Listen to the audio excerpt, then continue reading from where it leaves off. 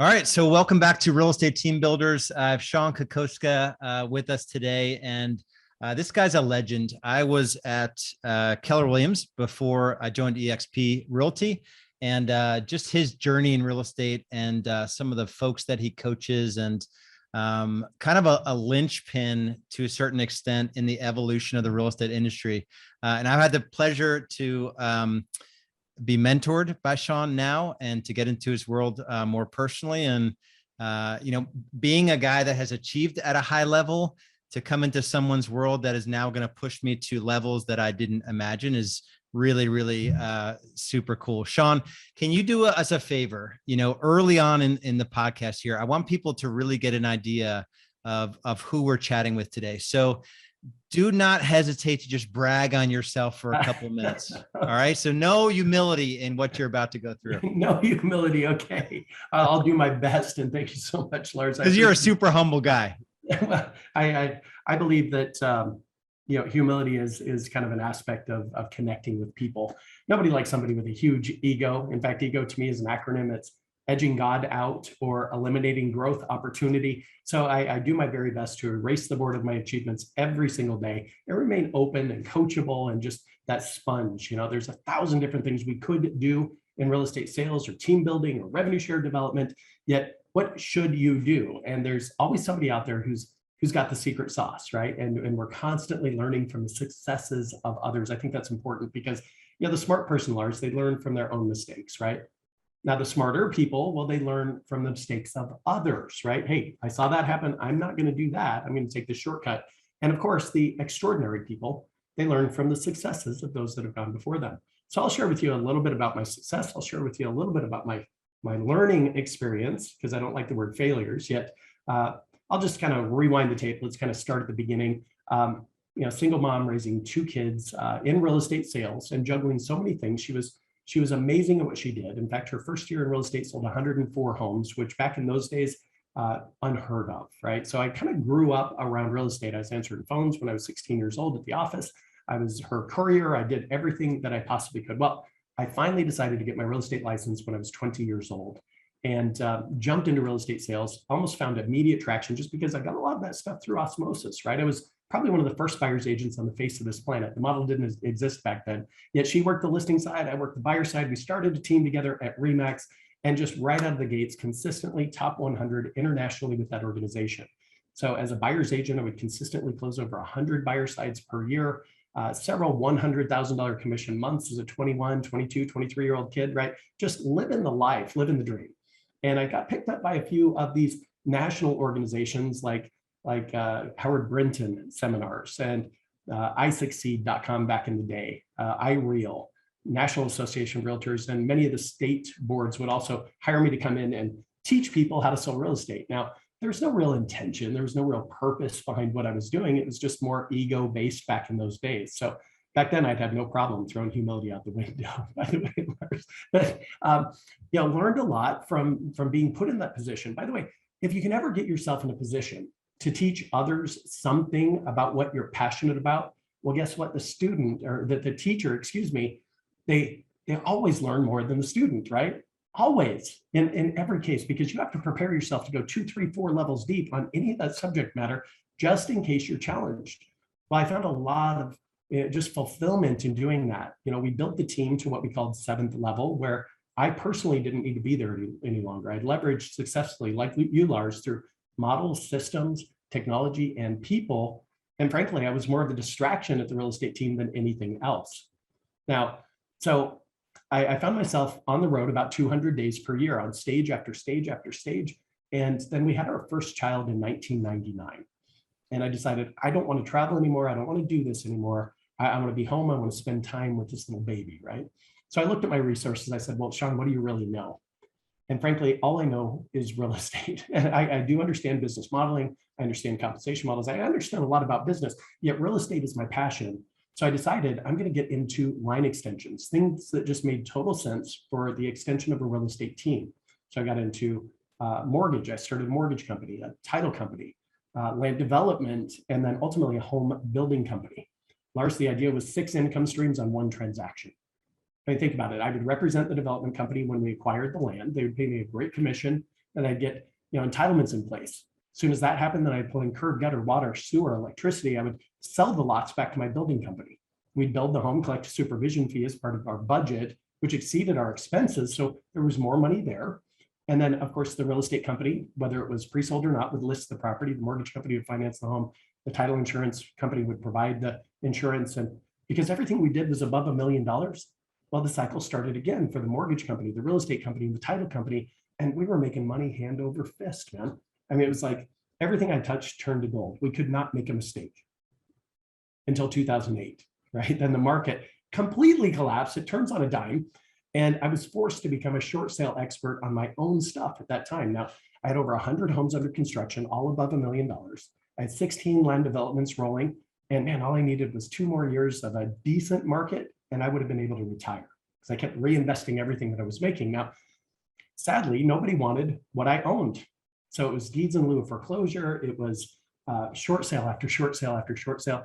I gave away about $32 million during that 18-month stretch. And it was the worst 18 months of my entire life. I'll tell you, there's a lot of soul searching that goes on when you're at your lowest of lows. And it was the most depressing, dare I say, just lonely, cold, dark. I mean, it was just awful. I was even adding up my life insurance policy saying, would my family be okay if I weren't here? It was that bad. And yet during those times of depression, we have an opportunity to really discover who we choose to be, right? And I look back at my career and I ask myself, where did I find the most fulfillment? Number one, it was helping people accomplish their goals in real estate, helping that first-time home buyer find their dream home, helping that seller get above request price when negotiating on their behalf. So I jumped back into real estate sales and built the team back up. And then I decided I really want to train. I want to teach. I want to help others avoid the negative financial position that I once found myself in. So I aligned with a guy named Gary Keller. He's the founder of Keller Williams Realty. And we started Keller Williams Max Coaching. And we ultimately grew that to be the largest coaching and training company in the world. And in 2016, I decided I would resign from that position, start Icon Coaching to further my pursuit of helping others. Now, prior to that, though, I started a little company for Gary called MAPS Business Training. So I took all of our proprietary systems, models, training, technology tools to all industries outside of real estate sales. And I consulted for many Fortune 500, Fortune 50 companies like McDonald's, Panasonic, FedEx, Fort Clips, T-Mobile, Genentech, Pepsi, GMC, and about 5,000 other companies you've never heard of before. Yet I made the decision to resign because I couldn't find that fulfillment that I was after in those roles. In fact, I was having lunch with the president of the global services division of McDonald's during a breakout that I was doing up in Chicago. And he said to me, Shon, said, I love your tools. I love your models. We're absolutely going to apply this. However, you just need to understand that it is a minimum of 5 years to have any kind of a cultural impact at McDonald's. And the wind left my sails at that moment, Lars, because I want that immediate impact, right? When I can take an agent or a team and help them set up their organizational structure, their compensation models, their job description contracts, and see that almost immediate impact on growth, that's what gets me out of bed every morning. You follow me? Yeah, that's awesome. So I too, like you, Lars, made the decision to align with eXp Realty because I've got at least 10,000 hours of business model analysis in my history. And I'll just say without any hesitation, eXp is the best business model that I've ever studied. And I put it against all other business models, no matter the industry type. So I'm just so grateful for the opportunity to align with eXp because it furthers that vision of helping others achieve financial freedom.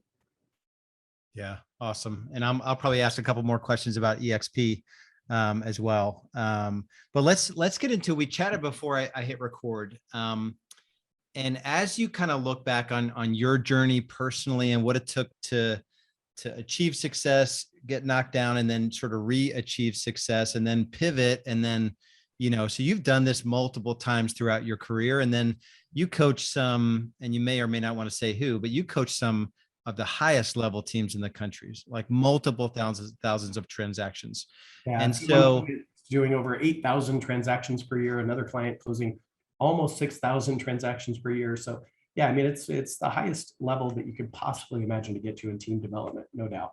Yeah. So we talked about habits as they infiltrate every aspect of, where we are today versus where we came from and where we might be in the future as it relates to like how God has gifted us. If we're building a team, or if we're just going to be a top agent with an assistant, or with agent attraction with EXP. So let's just unpack habits as you've seen them, and you know a lot of science, and you were involved in helping to write a book, and you really geeked out before I hit record on habits. So I want to hear you teach us kind of the context around real estate team building and habits. Yeah. So Lars, have you ever heard a quote that frankly changed the way you looked at everything in your life? Mm-hmm. Well, that quote for me was a guy named F.M. Alexander. He said, people do not decide their future, they decide their habits. And their habits decide their future. Yet, let's have a really honest moment right now. I mean, where do most people form habits? Is it consciously or is it subconsciously? Generally, it's subconsciously, right? Meaning, for example, something happens, you have a reaction to that something, and you get a result. Well, by the time we're 20 years old, our mind has had so many exposures, we're on autopilot. So the next time that something happens, guess what?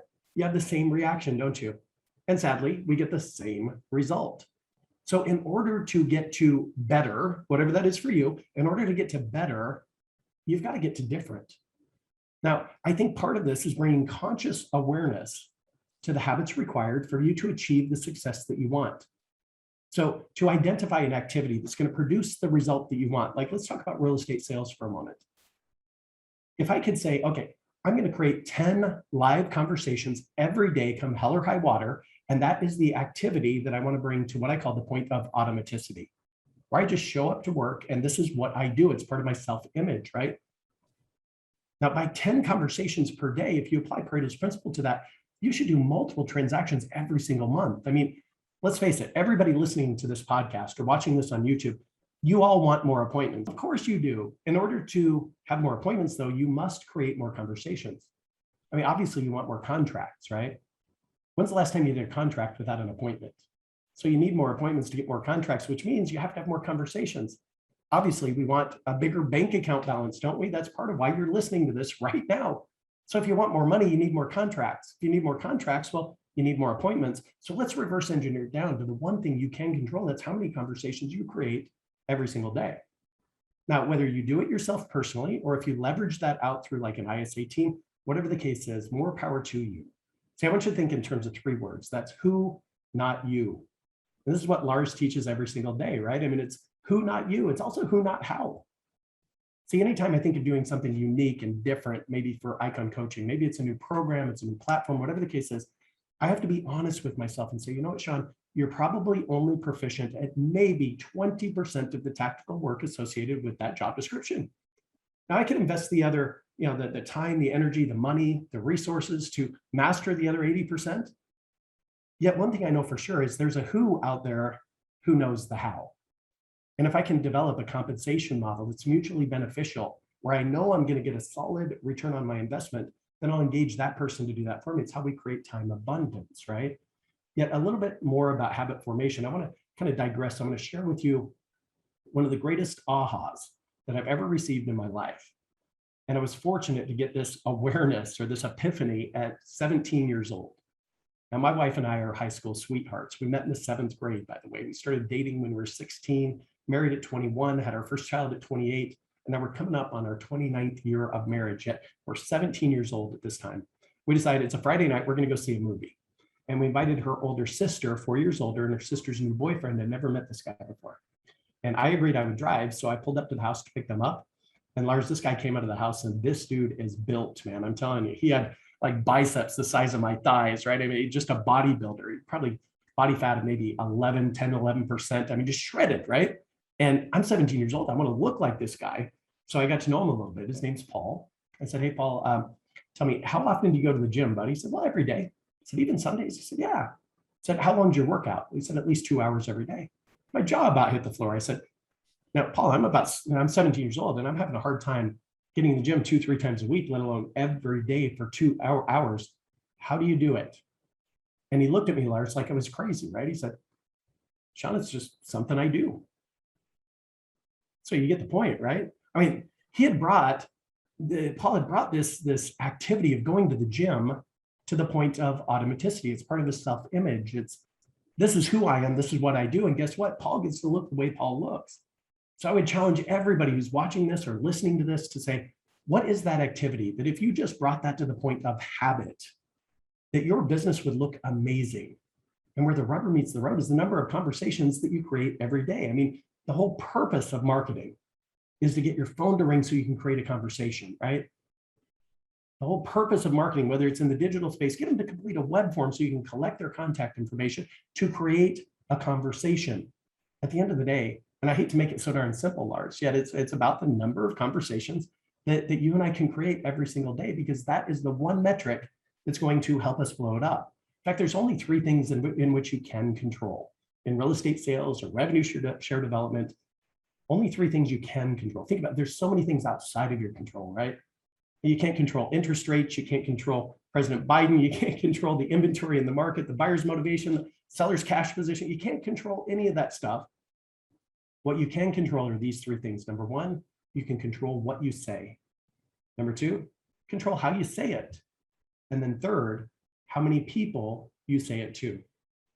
And here's the one thing that I'm most excited about real estate sales, as well as revenue share development to EXP, is that when you know what to say, you know how to say it with mere words, gang, you can make millions of dollars per year selling real estate or building a revenue share organization or whatever your goals are.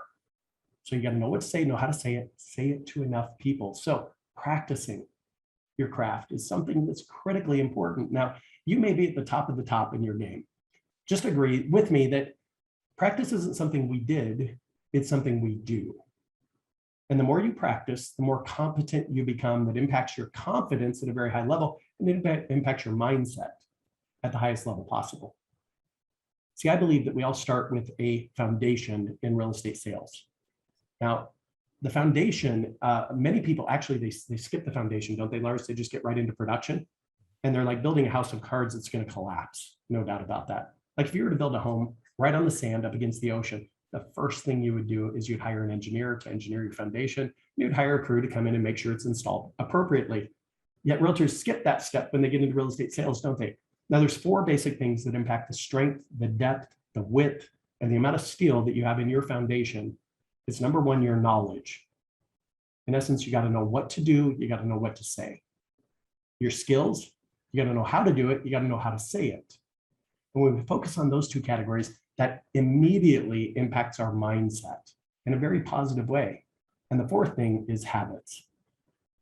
So to bring conscious awareness to the activities that are worth building habits around. Now, in the writing of the book, The One Thing, with Gary Keller, Jay Papasan, I had the pleasure of collaborating with them a bit and developing all the core training on the back end of the success of that #1 New York Times best-selling book with over 7-8 million copies sold now.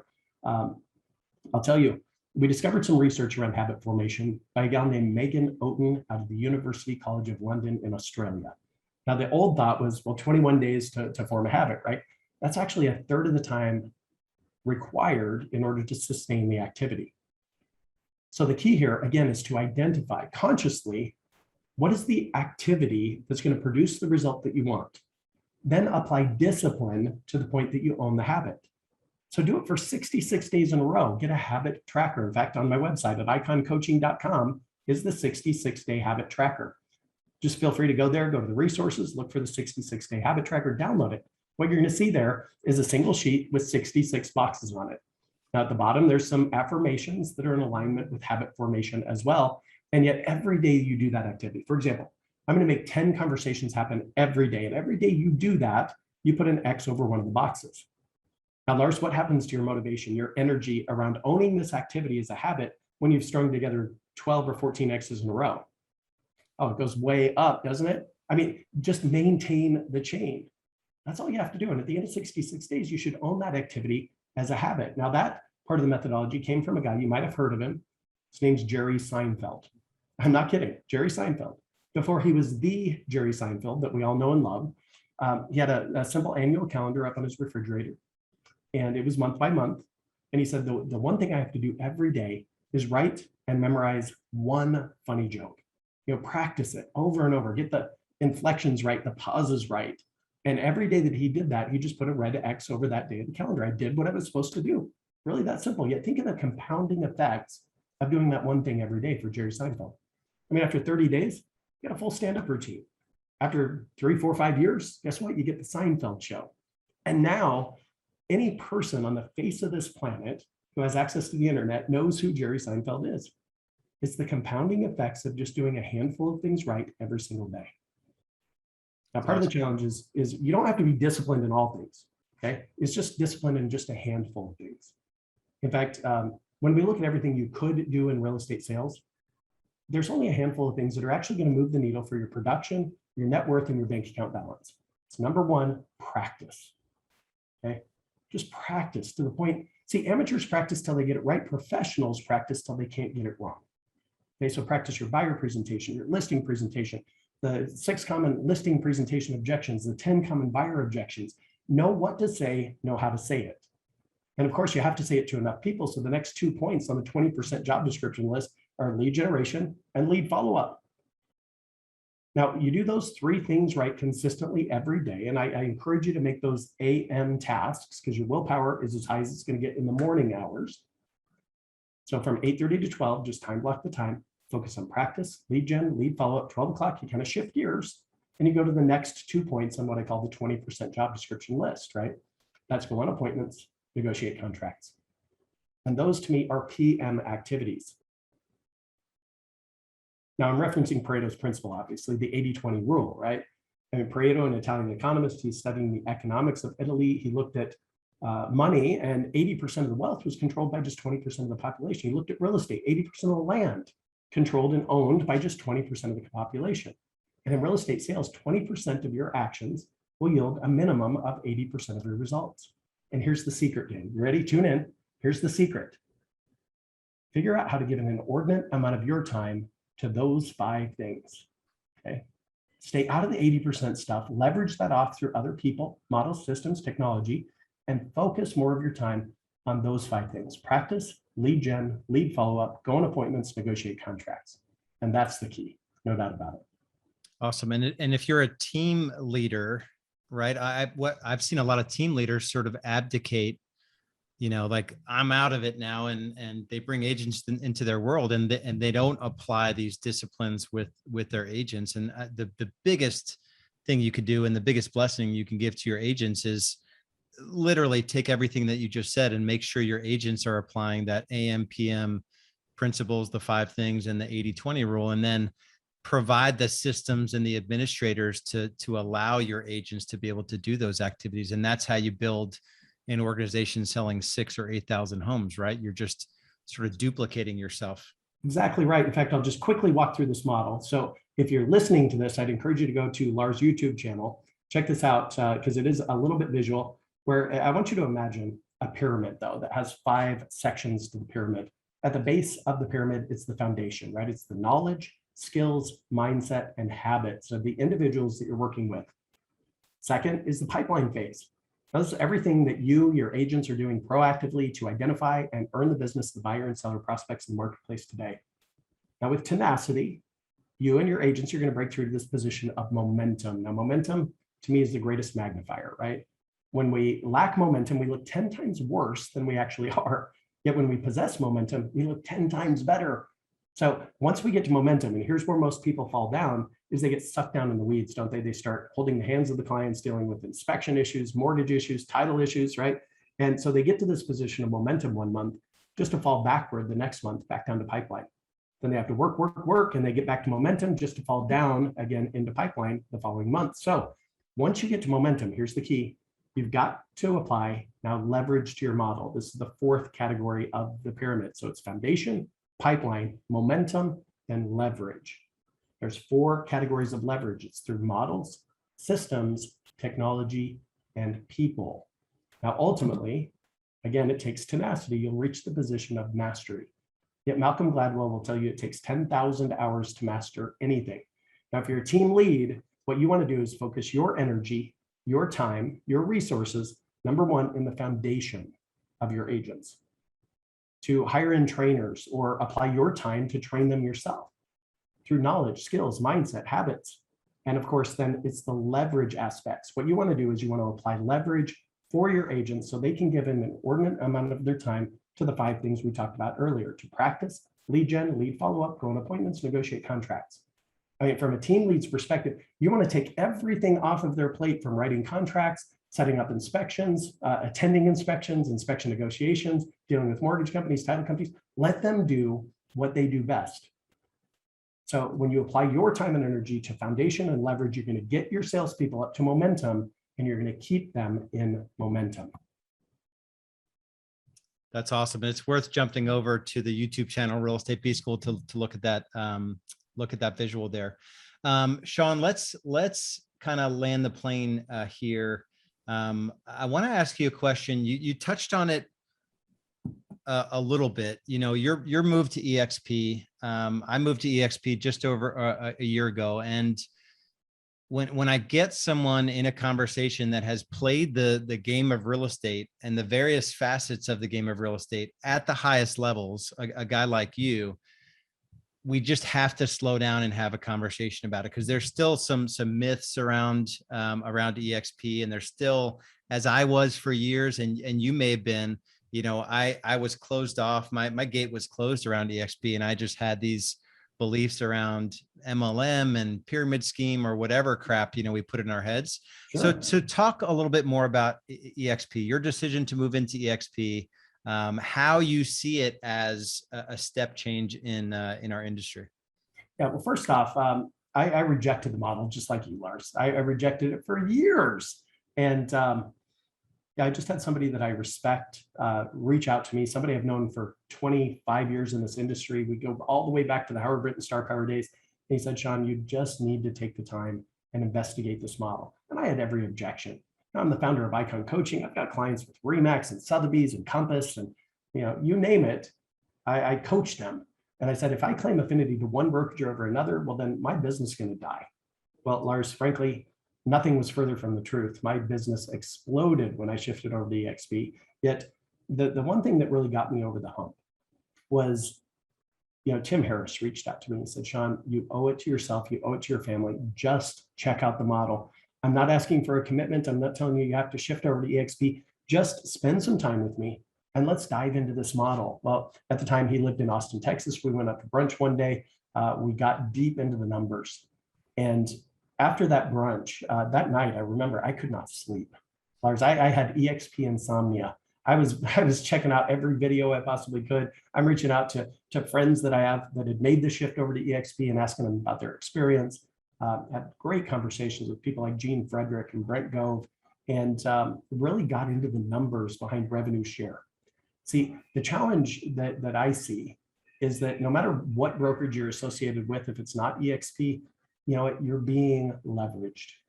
I mean, and I came to that realization. See, I started with Remax, consistently top 100 internationally. I made Dave Liniger, the founder of Remax, a mountain of money, yet I never received any equity or stock in the organization. I went independent after getting kicked out of Remax because they were not team-centric. They said, Shon, if you want to keep building a team, you can do that. You just can't do it at Remax. And I didn't want to go back to being that solo practitioner, right?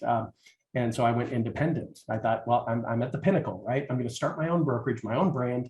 I'm going to attract agents to align with my brokerage, and I'm going to derive my compensation based on their production. And I don't have to manage them. I don't, right? Well, the challenge is that it's a limited opportunity. So if you're sitting there and you're thinking about starting your own brokerage, I would strongly encourage you not to do that, because there's a much easier way. See, because you start your own brokerage, you're limited based on the geographic territory in which you can attract agents to align with your brand. And I learned that the hard way. So after doing that for about 2.5 years, I learned about Keller Williams. I thought, hey, this makes sense. Profit share, the whole 9 yards. I love it. Aligned with KW, you know, built a large team at KW, and then, you know, ultimately went to work for Gary Keller at corporate. And I made him a mountain range of money in the process. I never received any equity or stock ownership, right? I mean, nothing against the model. I think Gary Keller is one of the most brilliant real estate guys in the world. There's no doubt about that. And got a lot of respect for that organization. And yet, from my humble perspective, there's an easier way. See, at EXP, you can build a team at EXP, yet it's not the traditional type team. And sure, you can still do that. Yet you can build a revenue share team where you don't have to manage these agents. You don't have to answer any contract issues, provide them with leads, deal with any compliance issues. EXP takes all that stuff off your plate. So excuse me, it's like building your own brokerage and your own team yet you don't have all the headache, all the hassle and responsibility. So I've aligned with EXP almost 2 years ago now. Over 1,250 agents in my rev share team. They're all partners of mine. We're crushing it together, and it's just a lot of fun. Yeah, that's awesome. I was even taking notes on some of the scripting that Tim used to get you to look at it. Man, that's awesome. What's the easiest way for folks to get in touch with you? Is it the website or to message you? What's the best way? I'll just give you my email address. It's Shon@iconcoaching.com, and that's spelled S-H-O-N. Yep, Shon@iconcoaching.com. And I encourage you guys to check out his stuff. If you're in EXP, he has, I'm trying to think of when this will go live. We may miss that group agent attraction that you're doing, but you do some really cool things for agent attraction if you're in EXP, and obviously the team coaching and the agent production coaching, and you have some awesome business coaches that you work with as well. All right. Yeah, if you're at the point in your journey, I mean, this was just awesome. I appreciate your wisdom, your giving of yourself, and also just being vulnerable with your story and that low point. And, there are people out there right now listening that are at a low point, and they're tallying up their life insurance. Yeah. And wondering if the world is better without them, or if their family is better without them. So that really struck a chord with me. So I don't have anything to add to the conversation. If you want to look at Real Estate B School, it's just realestatebschool.com. We can have a conversation if you're in the team building mode, and reach out to Shon and his team, Shon, S-H-O-N @iconcoaching.com. Much love, brother. Appreciate your time. Back at you, Lars. Thanks for the opportunity, buddy. All right, man. Be good. Have a blessed day. Bye-bye.